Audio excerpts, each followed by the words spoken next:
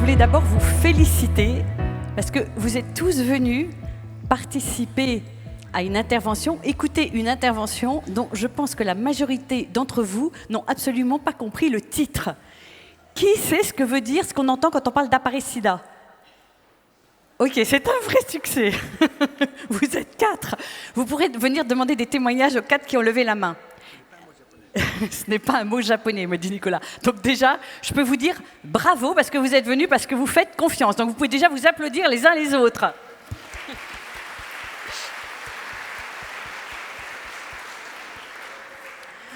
On vous en dira bien plus, bien entendu, tout à l'heure.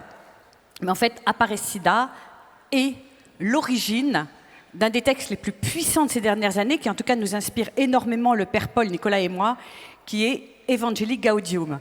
Faites-moi plaisir. Qui a lu Evangelii Gaudium? Ah oui.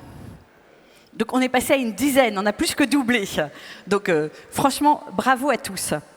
On va d'abord se présenter les uns les autres, parce qu'on va réussir un challenge. C'est non seulement effectivement de vous faire venir un topo dont vous ne comprenez pas le titre, et deuxièmement, c'est de faire en 45 minutes un topo à 3 voix. Donc on va commencer par se présenter les uns les autres. Est-ce que tu veux compléter ce qu'a dit tout à l'heure Jean-Paul? Moi, je suis un curé qui essaye d'apprendre. Voilà, j'apprends pour que ma paroisse ne soit pas simplement un lieu où les gens chrétiens s'abreuvent, mais un lieu où des non-croyants viennent. Voilà ma préoccupation.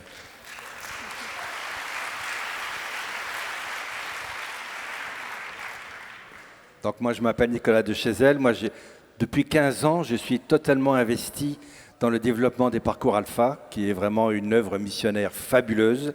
Avec mon épouse, on est membre de la communauté depuis toujours, en fait depuis toujours. Et c'est une grande joie et un grand bonheur. Et depuis 10 ans, je travaille avec Anne France sur les questions de transformation pastorale. C'est aussi un grand bonheur.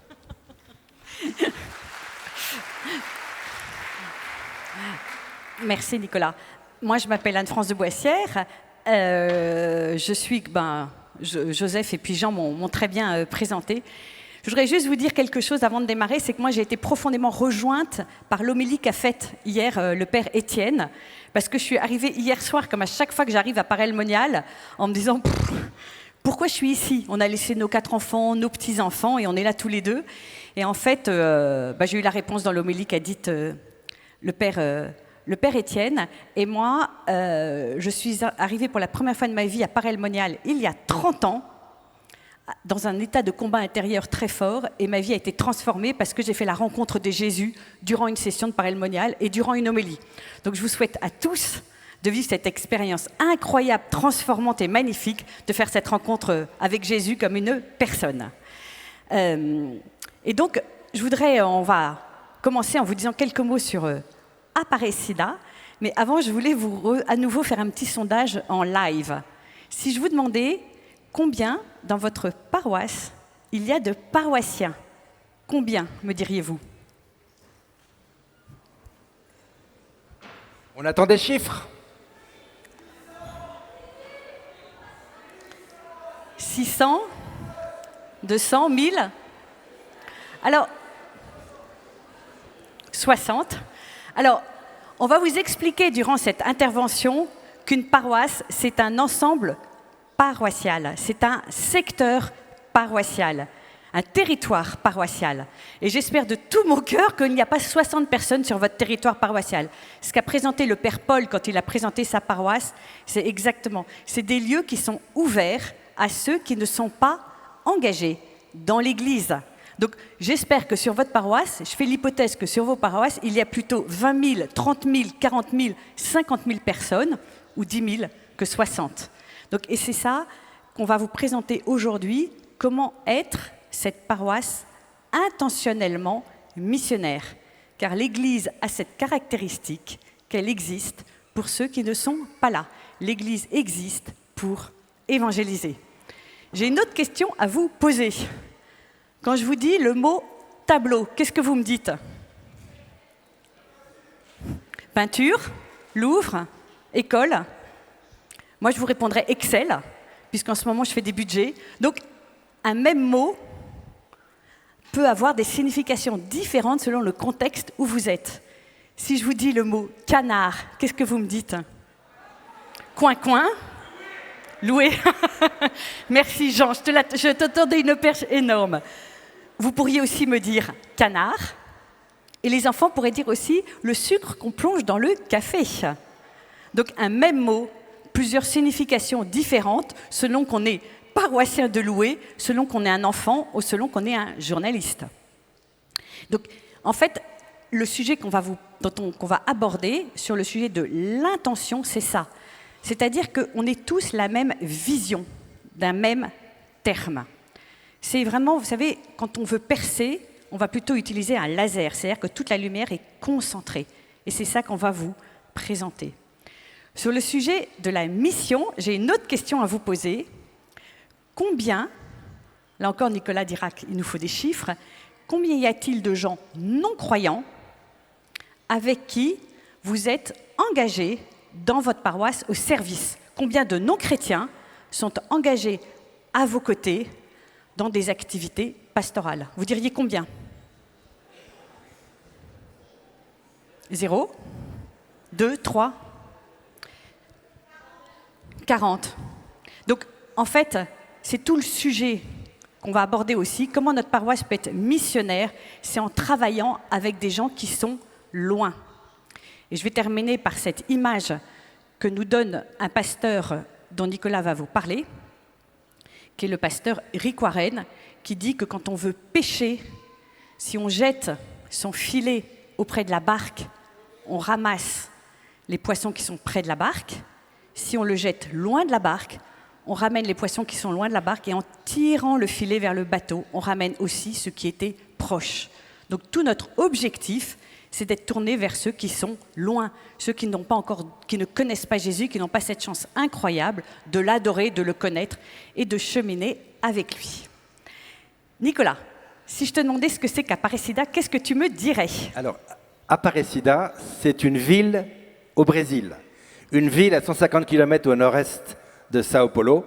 Une ville que nous avons visitée d'ailleurs en 2015 avec nos conjoints. Accessoirement, c'est le plus grand sanctuaire marial au monde. Au monde. Plus grand que Lourdes. Et c'est un lieu où se sont réunis les évêques d'Amérique latine en 2007 sur le thème « La réévangélisation du continent sud-américain ». Et au cours de ces 3 semaines de travail, ils ont produit un document de travail qui est devenu une véritable référence en matière d'évangélisation. Ce document de travail, sa rédaction a été coordonnée par un cardinal d'Amérique latine, le cardinal Bergoglio. Et donc, le cardinal Bergoglio, devenu pape, a pu réutiliser tout ce travail, toute cette matière fabuleuse de référence pour rédiger et donner au peuple chrétien et aux hommes de bonne volonté la joie de l'Évangile. Et c'est pourquoi ce document revêt une telle importance. Et j'ai eu l'occasion de croiser un cardinal il y a 1 an qui me disait « Mais ce document, cette conférence, ça a été un des événements les plus marquants de la vie de l'Église dans les 50, 100 dernières années. » Pourquoi? Pour 2 raisons. D'abord, ça a été une expérience unique, extraordinaire, à grande échelle, de synodalité. Alors ce mot est un peu compliqué, et pour beaucoup, il est mal compris, et on en reparlera, et il y aura un enseignement complet sur le thème de la synodalité en fin de semaine, en fin de session. Et puis, ce document devient un document de référence, tellement il est pertinent en matière d'évangélisation, en matière d'élan missionnaire, en matière de transformer sa paroisse pour qu'elle devienne pleinement et intentionnellement missionnaire. On emploiera souvent le mot intentionnel parce qu'il est clé, il est fondamental. On ne devient pas missionnaire par hasard. Ça ne vient pas comme ça. Oh, il se trouve que ce que j'ai fait, oh, bah, ça tombe bien, ça a attiré des gens qui ne connaissaient pas Jésus. Oh, bah, ça tombe bien. Si on est intentionnel, on va s'organiser et faire en sorte qu'on va aller toucher les gens qui sont loin. On va s'arranger pour qu'ils soient invités, qu'ils aient envie de venir, qu'ils se sentent bien et qu'ils entendent des témoins qui les touchent. C'est ça être intentionnel. Et c'est pourquoi on va parler de paroisse intentionnellement missionnaire. Et donc, Aparecida devient cette référence. En lisant Aparecida, j'ai retenu juste 4 points. Non, il y a plein d'autres points.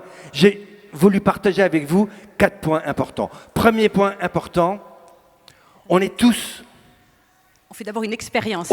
Oh, ma pauvre Anne-France. Alors, il faut que vous sachiez que Nicolas et moi, on s'aime beaucoup, on travaille ensemble depuis 12 ans. Et comme dit toujours Nicolas, on ne fait pas plus différent que Nicolas et moi.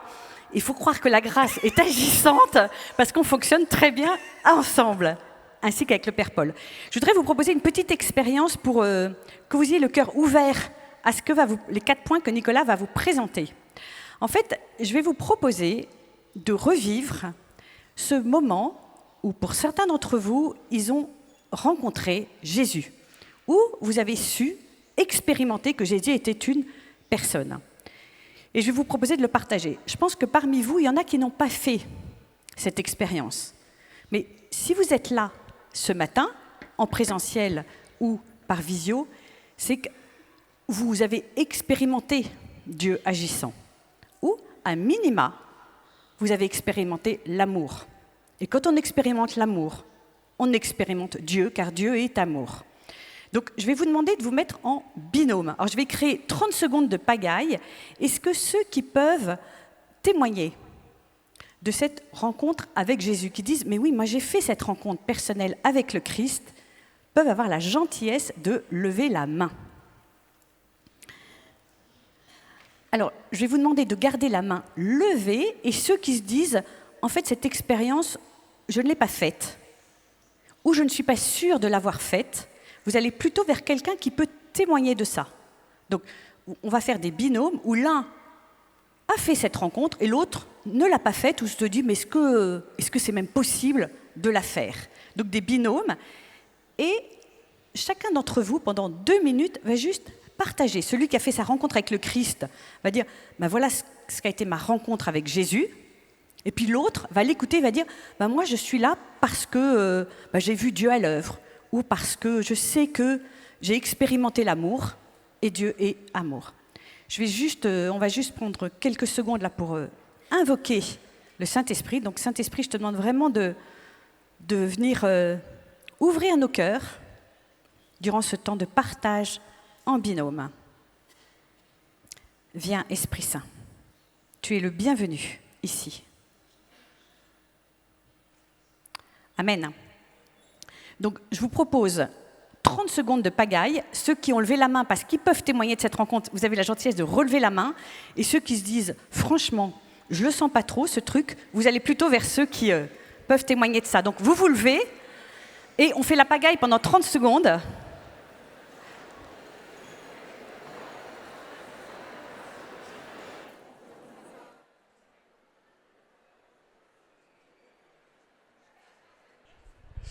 Bonjour à tous les frères et sœurs qui nous regardent sur Emmanuel Play.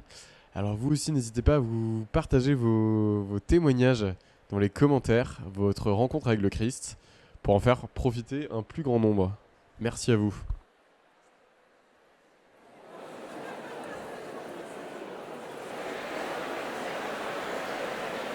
Très inquiète sur le temps qui passe.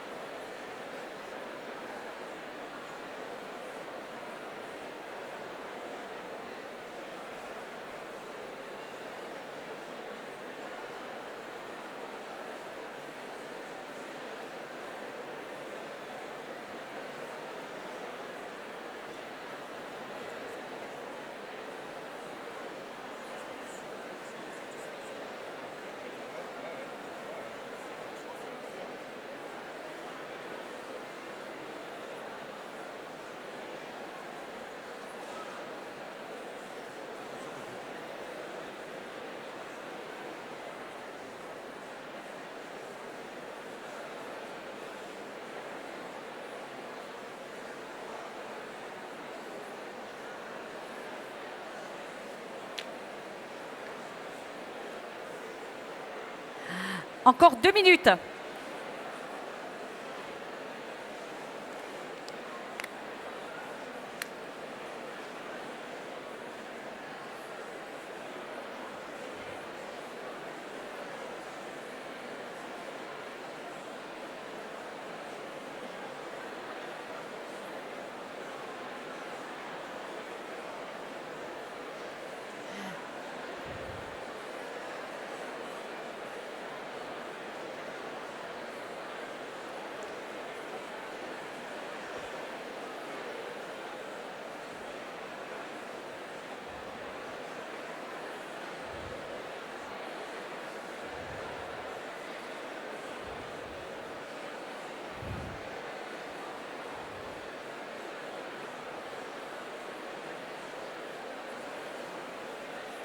Encore 1 minute.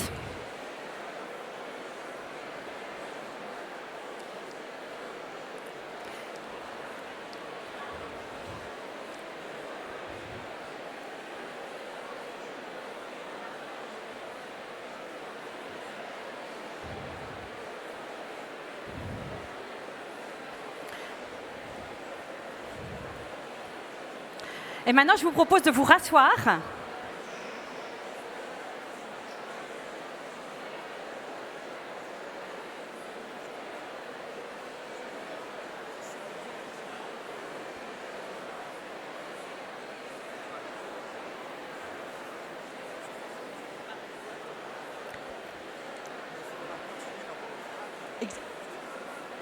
Alors, chut, chut, chut. Alors, je vous propose de vous rasseoir et j'espère avoir créé dans le cœur de chacun d'entre vous une sainte insatisfaction, une sainte frustration, pour que vous ayez envie de continuer. Donc vous pourrez continuer cet après-midi dans les frates, vous pourrez continuer au hasard de vos rencontres à partager.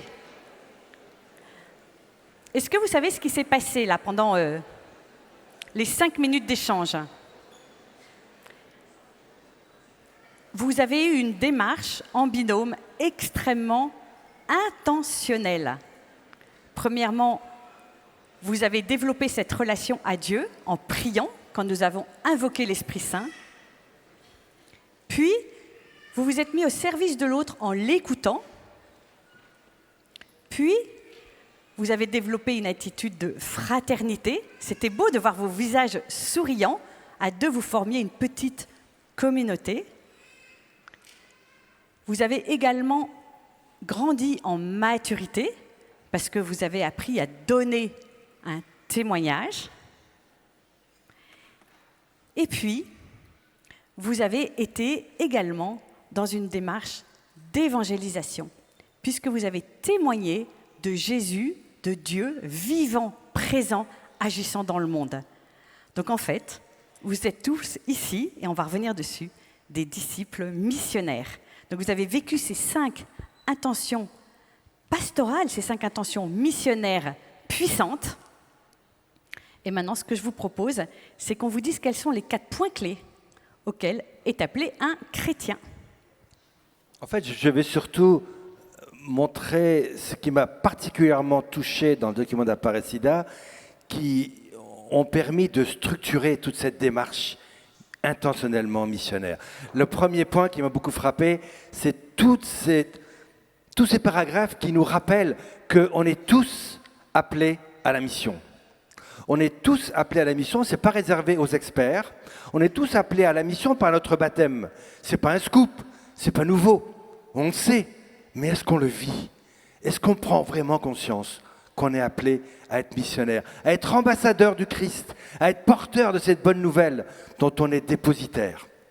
Et puis, on est appelé en communauté paroissiale, on est appelé à passer de cette pastorale où on essaie de faire vivre tant bien que mal ce qui existe, on est appelé à changer de lunettes, à changer de logiciel, à changer de programme. Le pape François nous dit, il ne faut plus dire on fait comme ça. Il faut oser innover.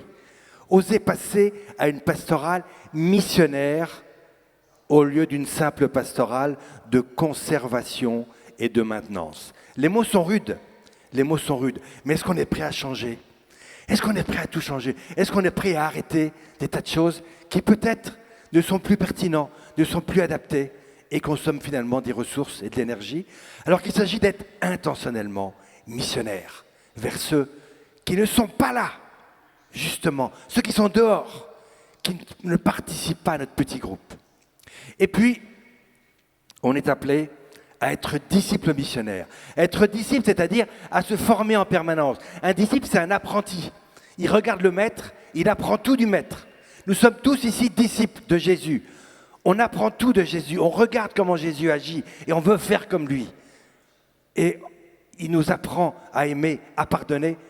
Il nous apprend aussi à annoncer, oser annoncer, à travers les paroles, à travers les œuvres, à travers les prodiges, à travers l'action de l'Esprit Saint dans nous. Voilà ce qu'on est appelé à être comme disciples missionnaires. Voilà.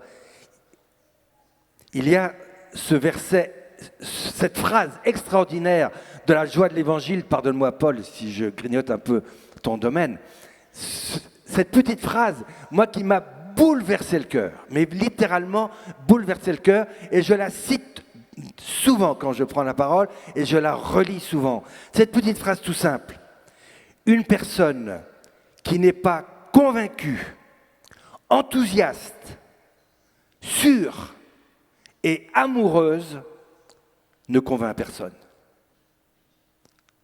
Waouh!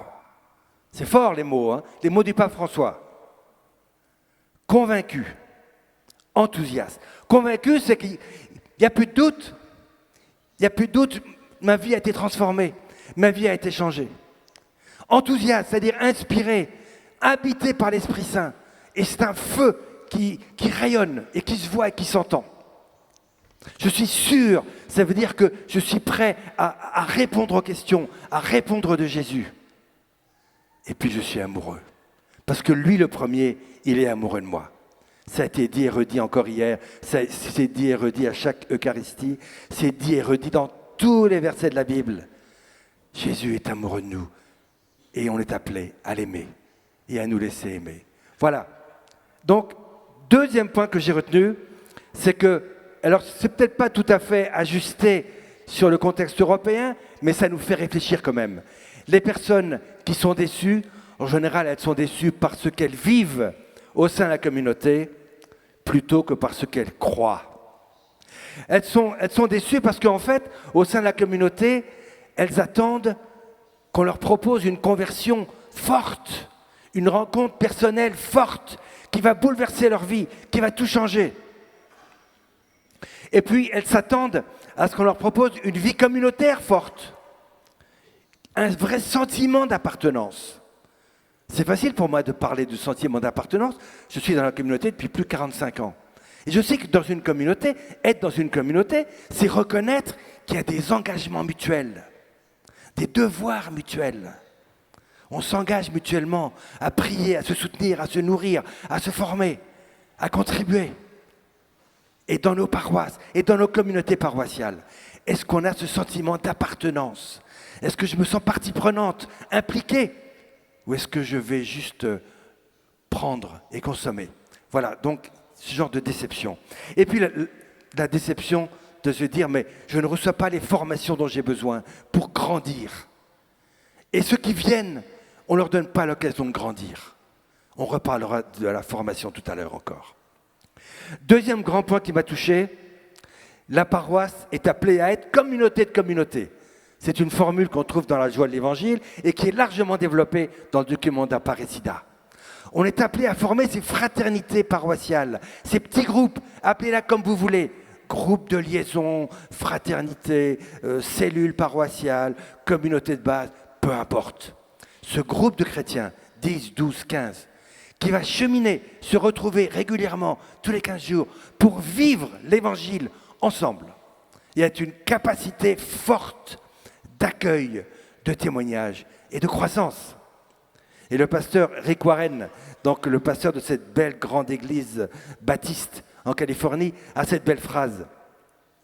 Il faut faire en sorte que chaque membre de la communauté puisse dire, il y a un lieu où je suis connu, je suis aimé, on prend soin de moi, on me permet de grandir et de donner le meilleur de moi-même. Et que dans chacune de vos communautés paroissiales, chacune de vos communautés, tous les membres, chaque membre puisse dire, il y a un lieu où je suis connu, je suis aimé, on prend soin de moi, on me donne l'occasion de grandir et on me permet de donner le meilleur de moi-même. Et puis, le domaine de la formation. Le document d'Aparecida a un chapitre magnifique sur la formation. Il insiste beaucoup sur la formation initiale et la formation continue. Et moi, j'ai visité de nombreuses paroisses aux États-Unis, paroisses catholiques, et dans chacune de ces paroisses, il y avait toujours une proposition de formation continue pour les adultes. Partout où j'ai été. Et je ne suis pas sûr que dans nos diocèses, il y ait ce souci de la formation permanente, continue. Voilà. À l'église Saint-Bénédicte, à la paroisse Saint-Bénédicte à Halifax, qui est la paroisse du père James Malone.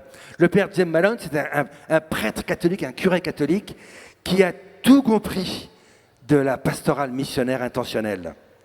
On a visité sa paroisse en 2016 ensemble, au fin fond du Canada. Et là, on a vu une paroisse rayonnante. Plus de 1500 membres d'une communauté vivante, dynamique. Eh bien, dans cette paroisse, il invite chaque paroissien à faire partie d'une petite fraternité. Et en plus, donner du temps au service de la communauté. Et en plus, faire partie d'un groupe de formation. Parce que les trois sont indispensables pour grandir comme disciples missionnaires.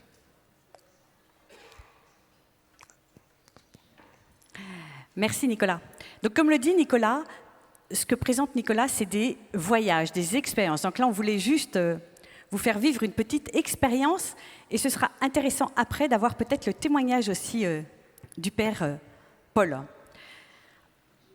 Je vous propose de réfléchir intérieurement à ce qui est pour vous ce qu'on peut appeler une sainte insatisfaction. Dieu nous parle par beaucoup de signes, il nous parle par des gens, il nous parle par des lieux, il nous parle par différents signes, il nous parle aussi par nos creux. Et on a tous en nous cette insatisfaction, ce n'est pas une frustration. Hein. Quand je vais dans la chambre de mon fils Marc, j'ai vraiment ce qui peut s'appeler une frustration. Là, je vous parle d'une insatisfaction. Et en fait, quand vous la confiez au Seigneur, cette insatisfaction, Dieu la purifie, la bénit et la rend féconde. Pour ceux d'entre vous qui ont peut-être, qui trouvent que l'Église elle est dure, par exemple avec les divorcés remariés, ou peu accueillante pour les jeunes, peu accueillante pour les gens qui sont aux périphéries, ça peut être une expérience douloureuse. Et en fait, si vous la confiez au Seigneur, le Seigneur la rendra féconde. Et ça sera pour vous la plus grande énergie, le plus grand moteur que vous pourrez trouver. Bien sûr, Dieu nous parle par des joies, mais il nous parle aussi par nos creux. Et c'est ça que je vous propose de vivre là, pendant quelques secondes. Moi, je l'ai vécu de façon très forte. Quand j'ai rencontré le Seigneur à Paray-le-Monial, moi j'étais chez L'Oréal où j'étais très heureuse, où tout se passait bien. Et Dieu a béni cette souffrance que j'ai eue tout d'un coup, cette insatisfaction, que d'autres personnes puissent ne pas connaître Jésus. Ça a été un tel bonheur pour moi de rencontrer le Christ, que Dieu a fait grandir en moi cette insatisfaction qui m'a amené à quitter le monde de l'entreprise pour passer chez L'Oréal. Comme dit mon fils, pour passer du monde de L'Oréal au monde de l'auréole. Donc, de la recherche en tout cas de l'auréole. Donc, je vous propose de prendre quelques secondes, individuellement, 1 minute, et vous vous dites qu'est-ce que je vis de plus douloureux dans l'Église, par rapport à l'Église, et qui en fait est une insatisfaction que Dieu peut et veut rendre sainte. Et féconde, et puissante. Donc,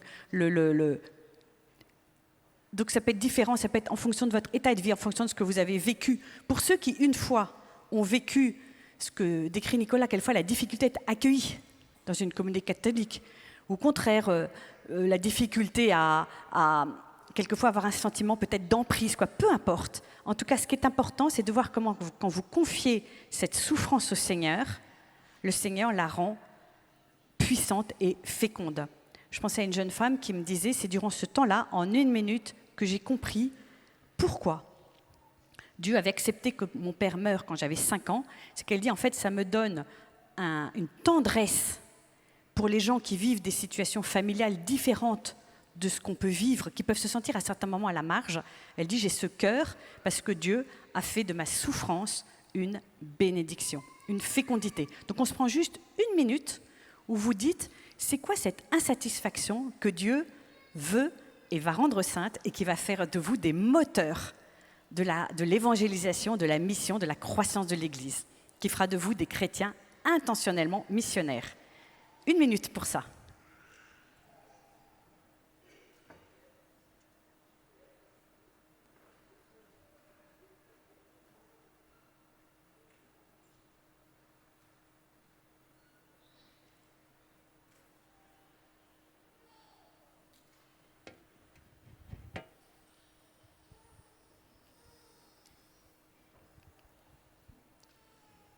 Le document d'Aparecida, il habite le cardinal Bergoglio. Ce document qui a eu une portée magnifique dans le continent sud-américain, lorsque le cardinal Bergoglio a été choisi par l'Esprit Saint pour devenir pape, eh bien, tout ce travail a pris une dimension universelle à travers le document de la joie de l'Évangile. Et le Père Paul va nous parler maintenant de ce document, la joie de l'Évangile.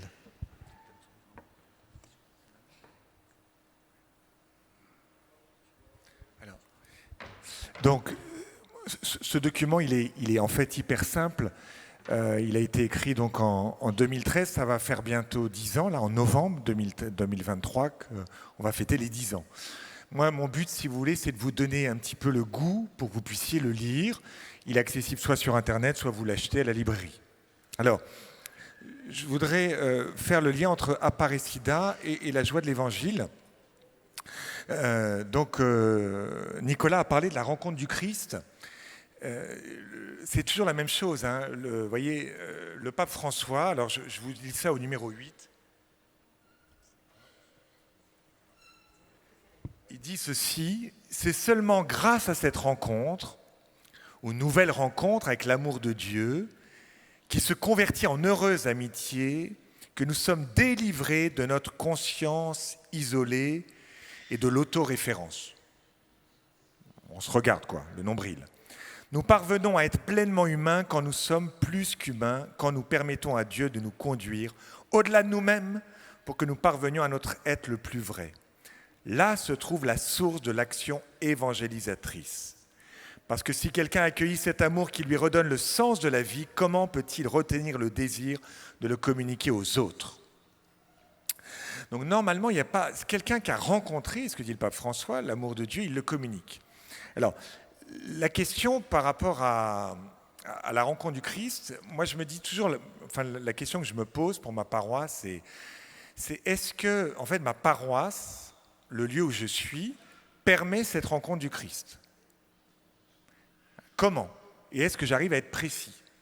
Le document d'Aparecida parle des étapes du disciple. Il dit il y a la rencontre avec le Christ, il y a la conversion, il y a devenir disciple, la maturité, la communion. En fait, si je schématise, dans une vie spirituelle, on va dire qu'il y a 3 étapes, qui sont la rencontre de Jésus, la conversion et l'effusion de l'Esprit Saint. Et on peut avoir vécu l'une et pas l'autre. Alors, je prends l'exemple des disciples. Vous voyez, ils ont rencontré Jésus. Ils ont été saisis par un regard au bord du lac. Et tout de suite, ils vont lâcher. Ils vont lâcher leur filet. Ils vont lâcher leur père. Ils vont lâcher leurs ouvriers. Donc, en fait, Jésus sort des poissons de l'eau. Et ces poissons de l'eau, eh bien, il les amène sur la rive et ils arrêtent certaines choses. Bon. Donc, on peut avoir rencontré Jésus et ne pas être converti. Moi, je vois bien, j'ai des paroissiens, quand je suis arrivé, que j'ai été curé pour la première fois, en fait, à la sortie de la messe, ils faisaient des grumeaux entre potes, Il y avait une personne qui était nouvelle, ça se voyait bien, elle était avec son jus d'orange un peu à regarder, est-ce que quelqu'un me repère? Et personne n'allait la voir. Mais j'ai dit, c'est pas possible. Enfin, une paroisse, mois de septembre, mais il n'y a pas que le mois de septembre, c'est que tu te préoccupes de ceux qui sont nouveaux, de ceux que tu connais pas. Enfin, alors après, tu vas voir tes potes, mais les 10 premières minutes, c'est clair, en sortie de messe, tu vois. Et alors, tu as des tas. Alors, c'est là, quand j'ai pris ma première fonction de curé, je me suis aperçu que mes paroissiens, en fait, certains avaient rencontré Jésus, mais pas forcément être convertis.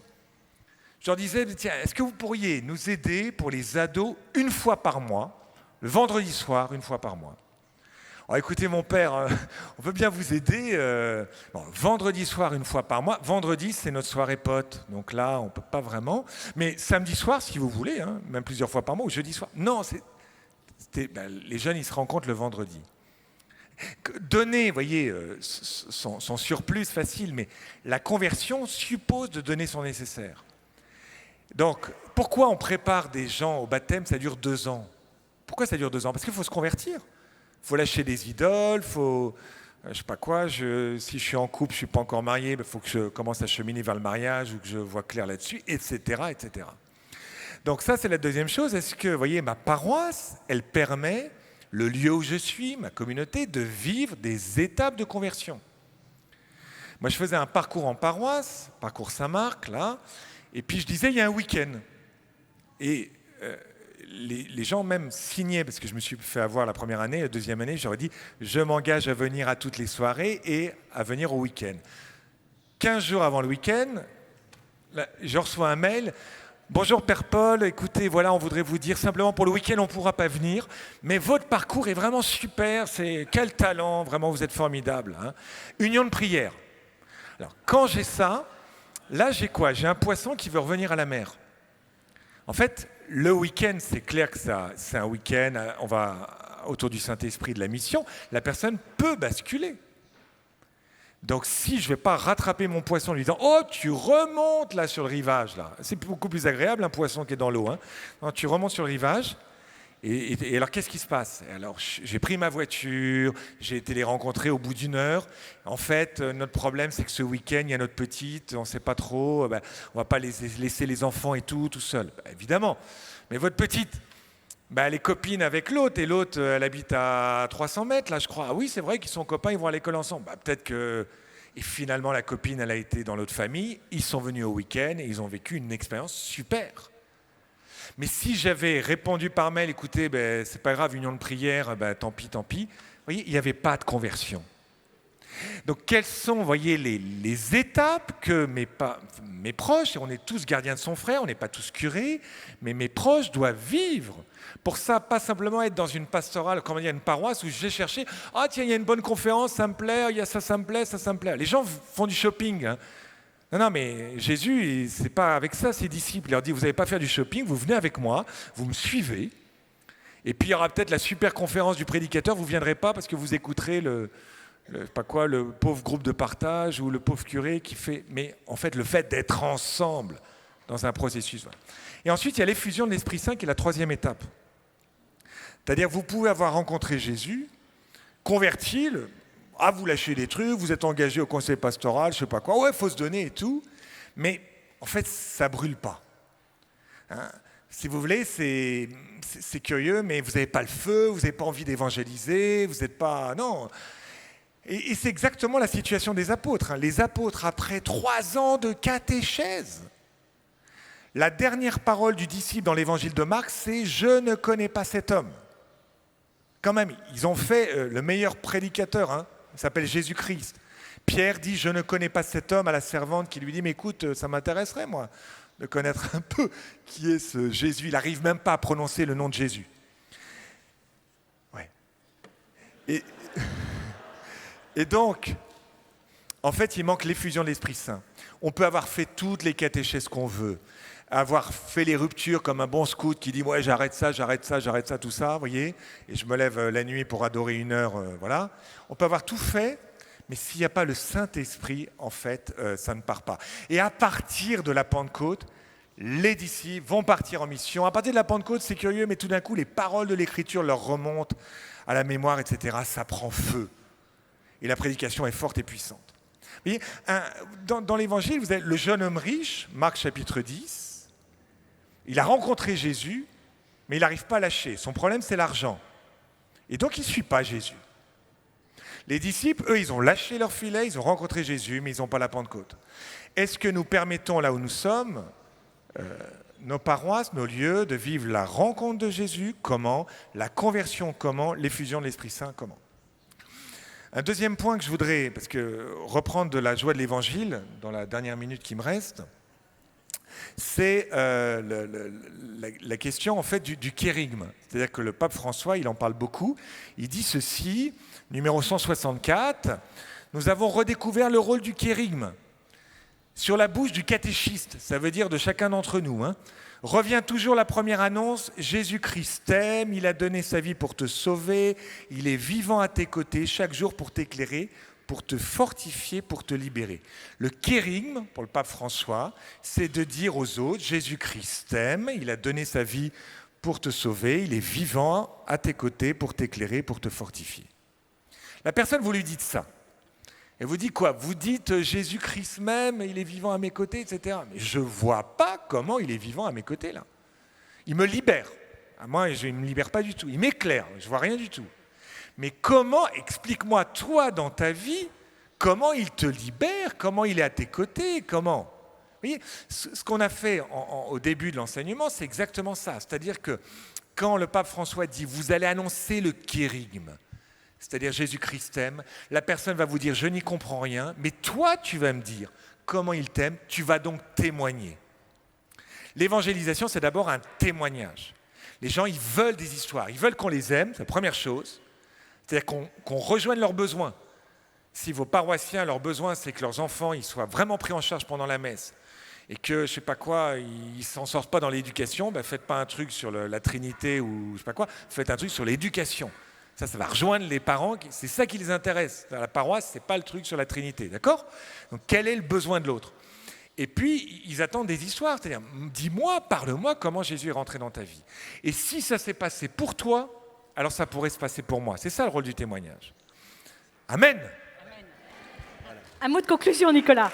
Voilà. Très brièvement, vous voyez qu'à travers Aparecida, à travers la joie de l'Évangile, nous sommes appelés à vivre un véritable changement de cadre, d'environnement, de culture. On pourrait dire un changement de paradigme. On est appelé à devenir intentionnellement témoins parce qu'on aura eu le cœur brisé d'amour de Dieu pour nous. Et c'est ça qui va nous changer et qui va changer notre environnement et changer notre façon d'être chrétien dans notre communauté. Merci Nicolas. Et avant la messe, je vais vous proposer une dernière petite démarche. Ça, c'est mon côté coach. J'aime beaucoup le sujet de l'expérience. Donc, bien sûr, il y a l'expérience avec un grand E, mais là, je vais vous proposer une petite expérience. C'est en fonction de ce que vous avez entendu du Père Paul, de Nicolas, de ce que j'ai pu vous dire, je vous propose de trouver un 7P, c'est-à-dire le premier plus petit pas personnel, pertinent possible. Vous vous dites, quel est ce tout petit pas que je vais faire? Ça peut être ce qu'a dit Paul à la fin de la messe, n'allez pas en mode... C'est quoi ton mot? Allez en mode grumeau. Oui, n'allez pas en mode grumeau, retrouvez vos copains, mais allez plutôt vers une personne que vous ne connaissez pas. Les 7P. Le premier, plus petit pas, personnel, pertinent, possible. C'est petit, c'est personnel, et ça vous paraît le plus ajusté. Donc vous partez avec votre 7P, vous le confiez au Seigneur à la messe, et je vous invite vraiment à découvrir à quel point ça peut transformer toute la culture d'une paroisse.